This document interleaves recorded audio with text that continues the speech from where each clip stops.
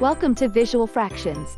Today, we're diving into how to convert the decimal 0.025 into a fraction. Let's start with our decimal, 0.025. Notice there are 3 digits to the right of the decimal. This places it in the thousandths position.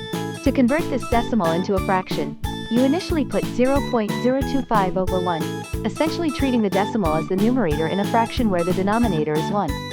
This sets up the conversion process where we multiply both the numerator, 0.025, and the denominator, 1, by 1000 because there are 3 decimal places.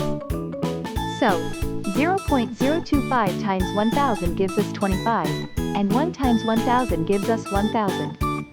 This translates 0.025 to the fraction 25 over 1000. Next, we simplify. Both the numerator and the denominator in 25 1,000ths can be divided by 25, the greatest common divisor.